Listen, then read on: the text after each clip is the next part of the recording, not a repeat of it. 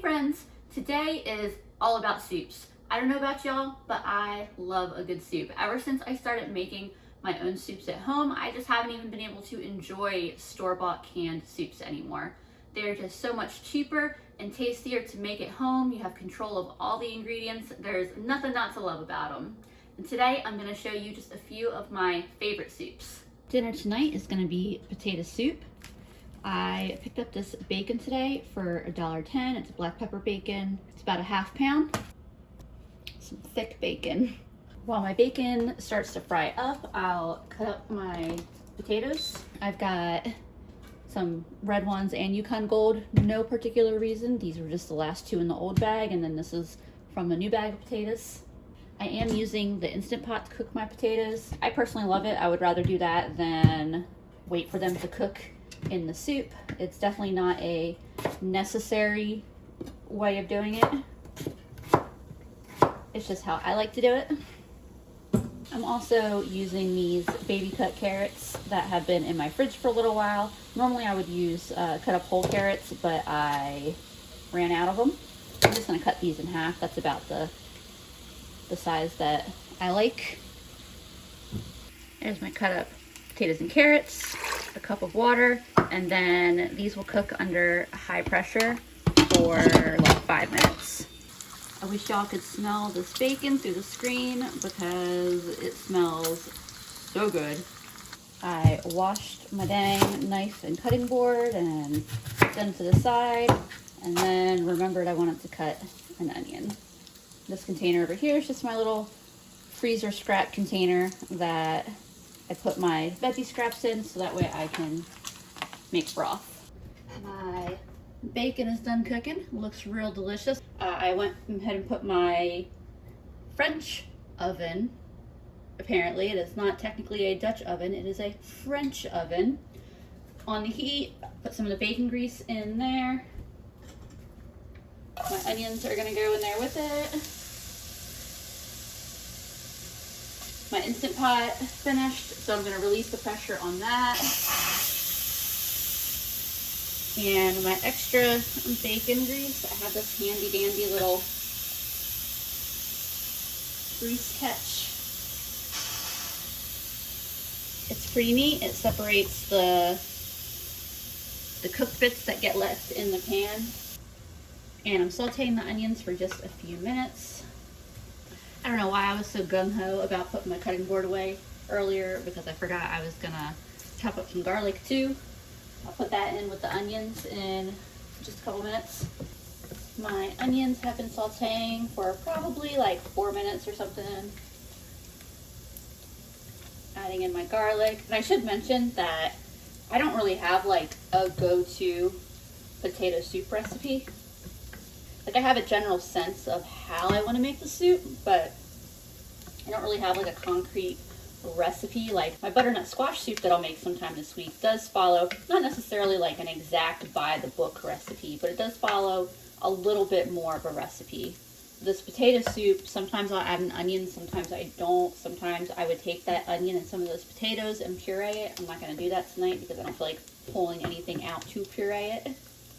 I've got a little bit of browning going on my onions and garlic. So now I'll add some flour. A couple healthy tablespoons. That gets stirred around. And then after a couple minutes, it is time to add the broth. This is the leftover broth from the Dollar Tree Thanksgiving video I did. It's like a cup and a half. I will stir everything together real well and let this come up to kind of a light boil. I can see that starting to bubble, so I'll get my dairy ready.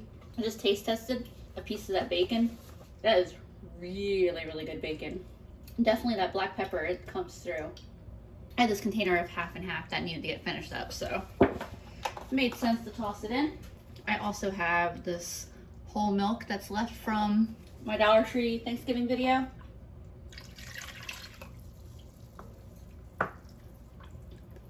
Put in about a cup and a half of that as well. stir it, and as it warms up, it should thicken. This is just starting to bubble. I went ahead and washed my knife and cutting board again, so hopefully I'm done with them for real this time. I suddenly decided I also just wanted to toss in a dollop of sour cream, as well as a little bit of cheese. This is a gourmet sharp cheddar, ooh la la. See, this is really starting to thicken up. Adding a little Worcestershire. For seasoning, I'm adding a little black pepper, some of this Italian seasoning blend, a little bit of garlic powder because fresh garlic and powdered garlic do taste a little different. A little bit of paprika. Yeah, a little bit of seasoning really makes a difference. Also picking some of my potatoes out. Yeah, I kind of decided at the last second there that I wanted not like to puree the potatoes, but that I would like a little bit of that. I don't know what we call it, semi-pureed. But I'm gonna mash a little bit of them in there. I can always add a little bit more vegetable broth if I need to, if this is getting too thick. I finished up the Dollar Tree stuff, but I took advantage of Thanksgiving sales and bought several cartons of chicken broth to have on hand. Allow me to be the first to pat myself on the back and congratulate myself because adding those potatoes was a good idea. I always joke when I make potato soup that it's less of a true soup and more of a veggies in a potato sauce. But I do like my potato soup just to be like packed with potatoes and carrots. And nobody else in this house has complained, so it's the way I'm gonna keep doing it. If I had some spinach, that would be good to chop in here, Sutton green. I'm awkwardly spooning out a potato with my left hand. That is good. That is ready to plate. That is ready to put some bacon on top of. So I decided at the last second I want just a little bit of heat in there, so a little bit of cayenne too. Cat said it's dinner time for him too. Here's my finished soup. I got 3 good-sized bowls, plus there is about another bowl's worth in the pot, so if Andrew wants another serving or someone wants another serving, it's there. It's really delicious. I always really love a good potato soup. Like I said, I rarely follow a specific recipe for potato soup. I kind of go with what's in my fridge and what sounds good that particular night, which is part of the fun of it, you know? It's not always the same old potato soup. That's one soup down, and I'm excited to share the next one with you. Hey friends, tonight's soup is one of our favorite soups. We are doing split pea soup, and I'm gonna do something that I pretty much never do, and that is saute my veggies in my Instant Pot. This is my handy dandy can of bacon grease, so that's what I'm gonna saute my vegetables in. So I'll just drop a spoonful or so of that into the Instant Pot. One of the reasons that I just don't really tend to like sauteing my veggies in the Instant Pot is because I have a tendency to like use a lot of veggies, and so it usually just feels more efficient for me to use a larger pan than sauteing them in the Instant Pot. Also, my saute function is on low now.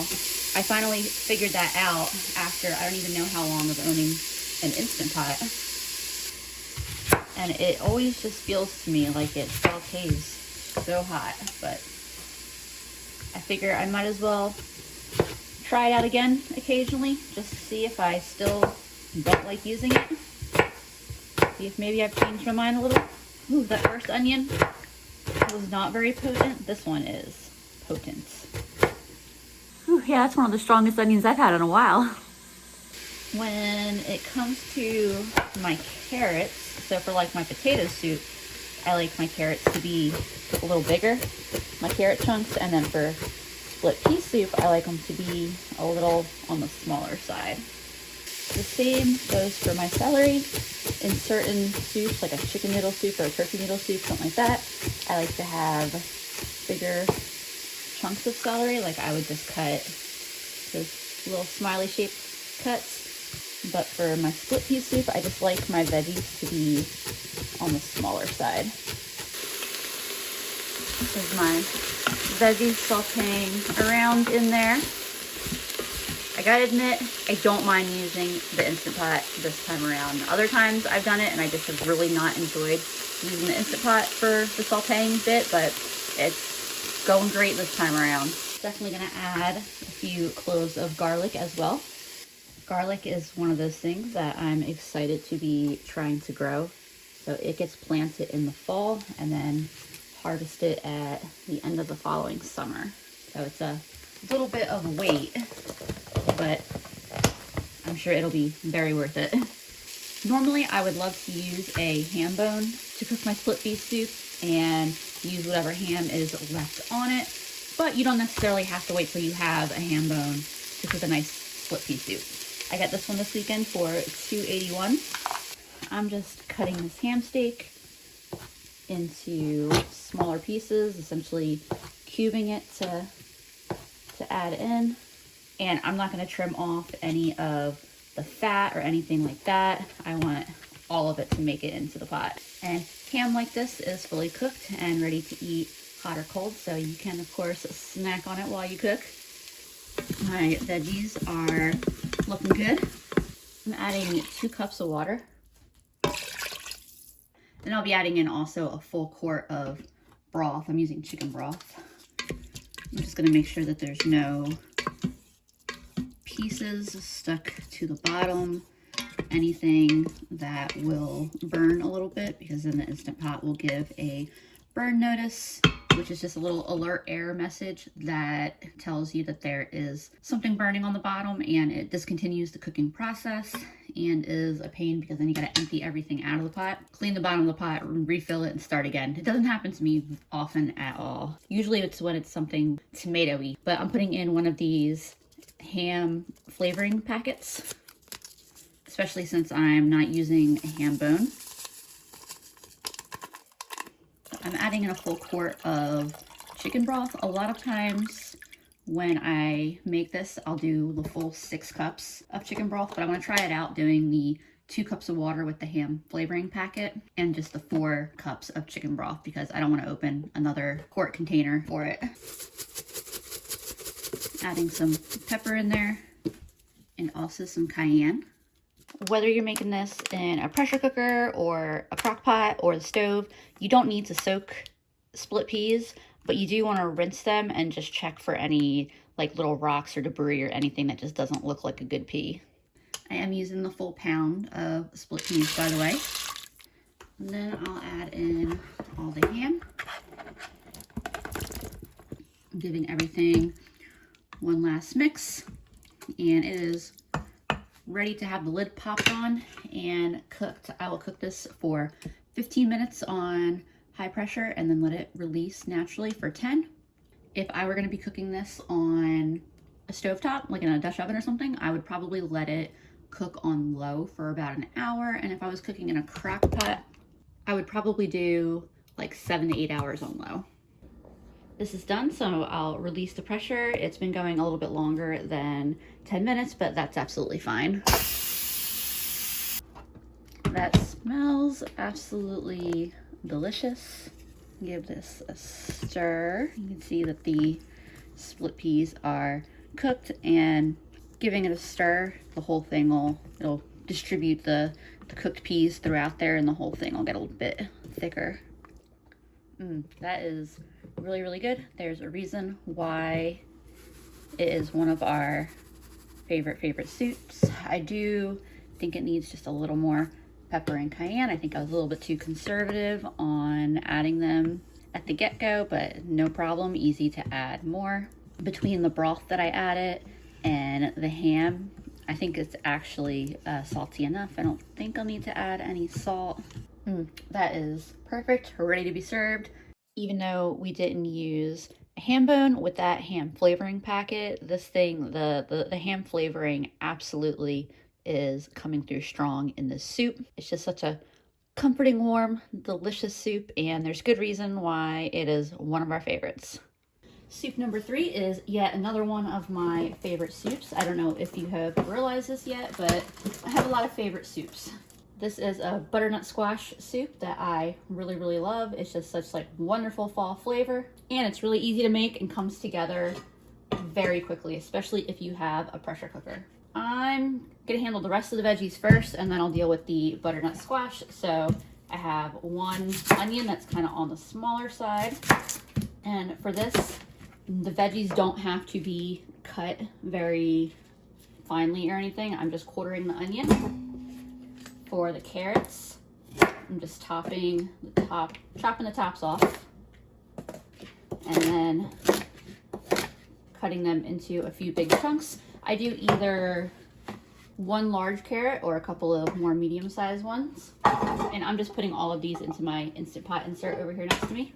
I got this bag of apples today for $1. I'll be using 2 of them. 2 apples I selected from the bag are a Honeycrisp and a Fuji apple. I chose them because out of the bag they were the ones that had the most like imperfections. You can see that bruising there, but that'll be just fine in the soup. And then same thing, you know, they can be cut fairly large. I just cut around the core. And next thing to do is to prep our butternut squash. And the way I do that is to cut both ends. And then I use a vegetable peeler or a potato peeler to peel the skin off. Once you've got your squash peeled, this next part is easy. Using that sharp knife, carefully cut it in half like that. And then I like to cut it again like that, so that way it's not trying to roll away and escape. This is the side that has the seeds, so when we cut that in half, it's gonna expose all the seeds and such inside. Similar to a pumpkin, it's easy to just use a spoon to scoop all that out. And then same thing with these chunks as the rest of the vegetables. You don't have to like precisely cube them or anything like that, because this is a blended soup or pureed soup, so all those chunks will get cooked until they're soft, and then it will be easy to blend them up. The liquid for this soup is 2 cups of broth. I'm using chicken, but you could definitely use vegetable broth if you wanted to make this a vegetarian or vegan dish. Finally, I'm also adding some pepper, just a little bit of salt. Really, it depends on how much sodium is in your broth, how much you're going to want to add. Some cayenne powder, and then you can either add cinnamon, or I've been doing this pumpkin pie spice, which is basically just cinnamon as the main ingredient with some ginger, nutmeg, and allspice as well, which I'm about out of it. I'm gonna have to get some more. There's what that looks like in the pot. I would say this is probably the soup that I am the most consistent in terms of using the same ingredients and quantities of those ingredients as well as the spices pretty much every time. So I'm gonna pop the lid on, and this is gonna cook under high pressure for 10 minutes. After the 10 minutes is up, I will quick release the pressure. This is a very fast one to cook. The time is up on the pressure cooker, so you can release that pressure. Pro tip if you get an Instant Pot, remember to take the sticker that's here, if they still have a sticker up here, off before you use it for the first time. Otherwise, you will be stuck with this residue forever. The next step is to blend this up. You can either use an immersion blender, or if you have a traditional blender that is safe to blend hot liquids, that works too.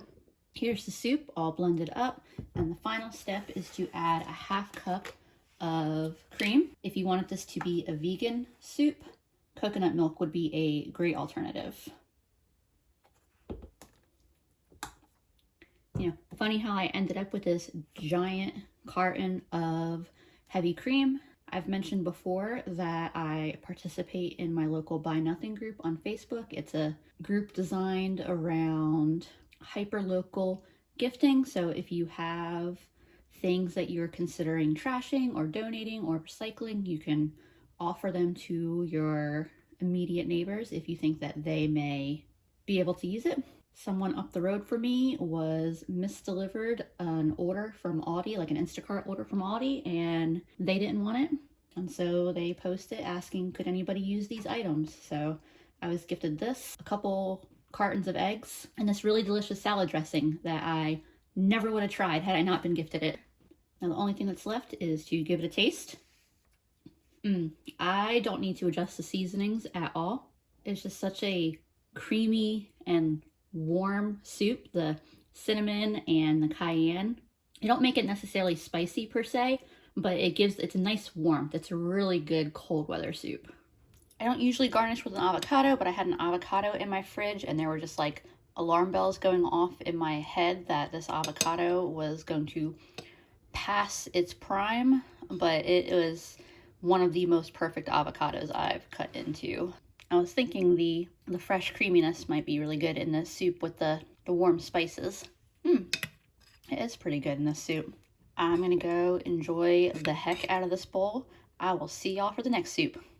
Hey friends, I have the carcass here from a small little turkey I made. The video for that will be coming out tomorrow, but by the time you see this, it will be several days earlier, so I hope you enjoyed it. I am making a turkey noodle soup for dinner tonight. So the first thing I'm going to do is make some turkey broth for the soup.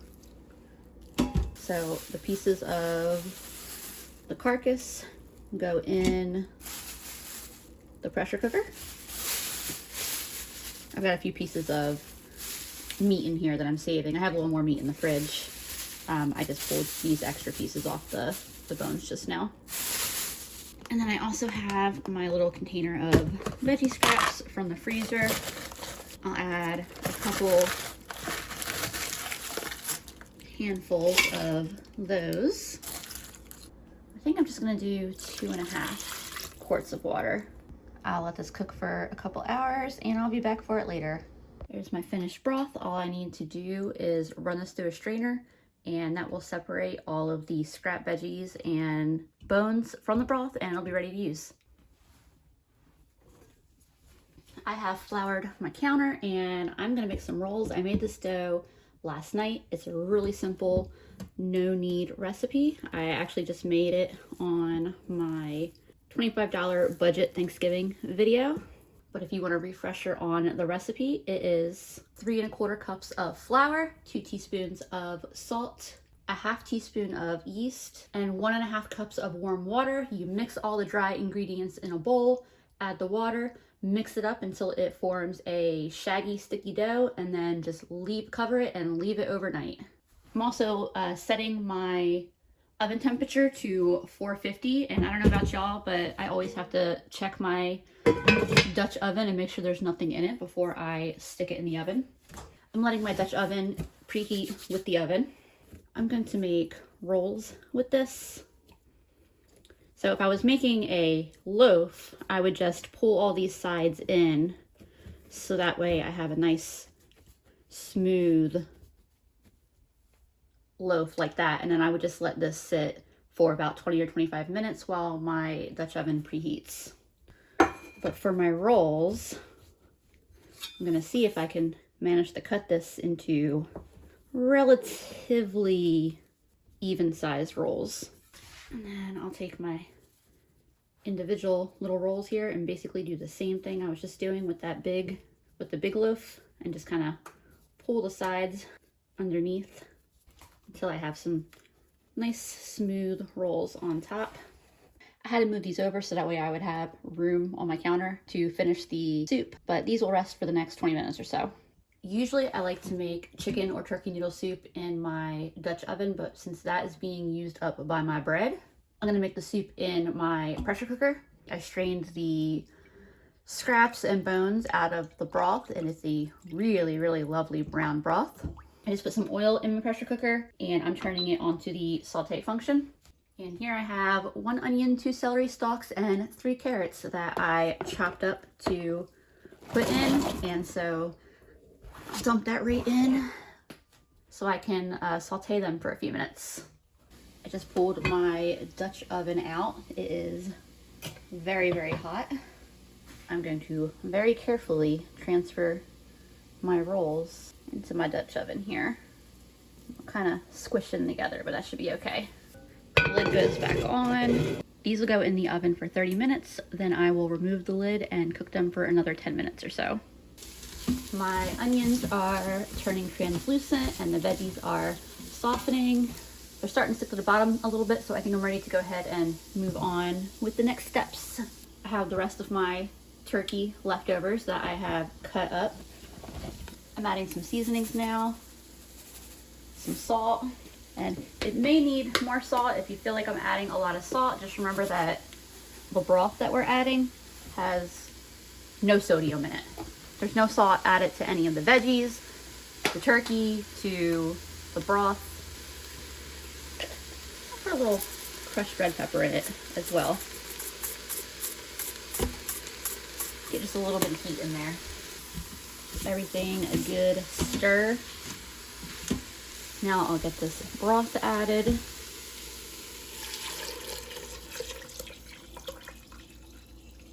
I'm adding some egg noodles, and sometimes I let them cook in the broth, sometimes I cook them separately.